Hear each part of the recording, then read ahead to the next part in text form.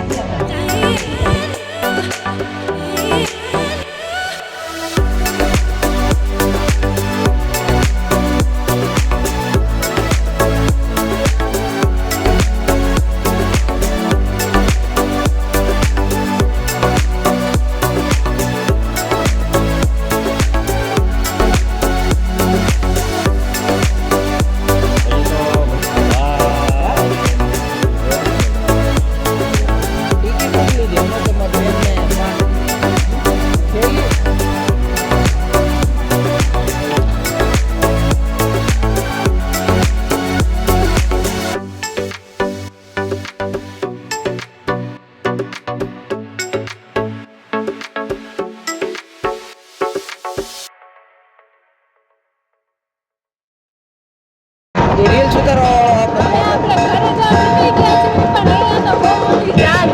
એક રીલ્સ ઉતારવાની છે। કેવી લાગુ સુમિત? ऐश्वर्या राय જેવી।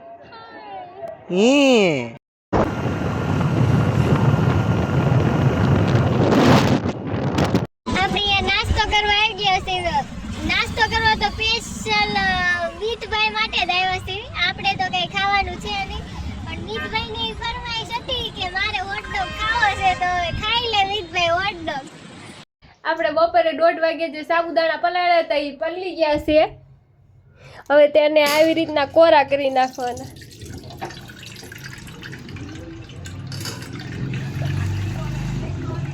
સાવ પાણી નીતારી નાખવાનું। આમ કોરા થઈ જાય ને પછી આવે આ 2 ટમેટા, બટેટું, મરચું ને આદુ, તેને હવે કાપી નાખવી, પછી વઘાર કરવી। આપણે સાબુદાણા ખીચડીનું બધું કટિંગ કરી નાખ્યું છે, હવે આપણે વઘાર કરી નાખીએ। આટલું કટિંગ કરવું છે, બટેટા, મરચા, ટમેટા ને સિંગદાણા અને થોડુંક આદુ ખમણી નાખી દીધું છે મરચા ભેગું, અને 2 પાવડા તેલ નાખી દીધું છે આપણું।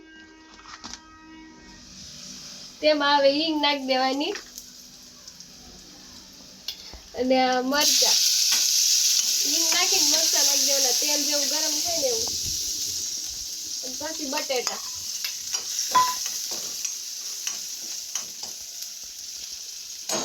હવે આપણે ટમેટા નાખી દેવાના છે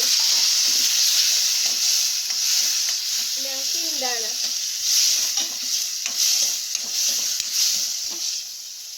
બધું સરખાઈ મિક્સ કરીને હવે જેવી છે હળદર નાખવાની છે, આ ધાણા જીરું અને મીઠું સ્વાદ અનુસાર.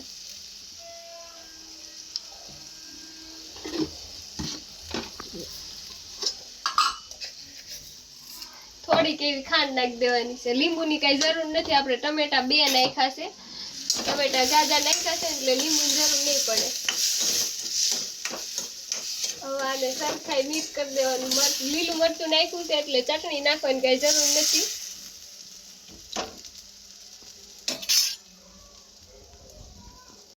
હવે આને આપણે 10 મિનિટ સુધી આપણે ઢાંકીને રહેવા દેવાનું છે એટલે બટેટા અને એ સરખાઈ બફાઈ જાય. પછી આપણે સાબુદાણા નાખી દેવાના છે. હવે 10 મિનિટ સુધી આમ રહેવા દઈશું આપણે. આપણું હવે 10 મિનિટ મૂકેલું, હવે બટેટા બફાઈ ગયા છે. આવી રીતના કાપી જોવાના એટલે ખબર પડી જાય આપણું બટેટું કપાઈ જાય છે.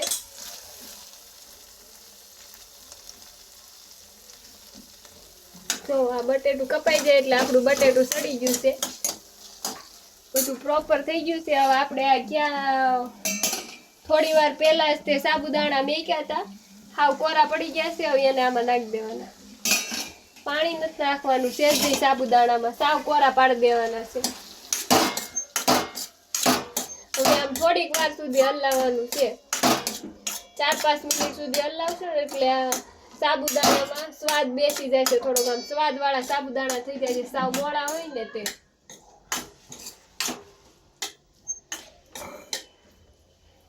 2-3 મિનિટ સુધી આમનામ હલાવવાનું છે. આને એવું ઢાંકીને નથી નાખવાનું, 3 મિનિટ સુધી કન્ટિન્યુ હલાવવાનું જ છે.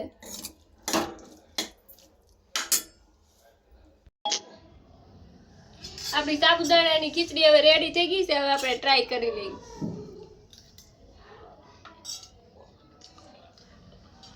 ટેસ્ટમાં 1 નંબર. તમે પણ ઘરે ટ્રાય કરજો, બહુ મસ્ત બને છે. આપણે આજે બહાર ગયા હતા એટલે સાડી બનાવવામાં બહુ જાજી ભેગી થઈ ગઈ એટલે 12 વાગી ગયા છે સાડી બનાવવામાં. સાડી હવે પૂરી થઈ ગઈ છે. આજનો બ્લોગ જોવાનું ભૂલતા નહીં. લાઈક, શેર અને સબસ્ક્રાઈબ. મળીએ કાલે નવા બ્લોગમાં.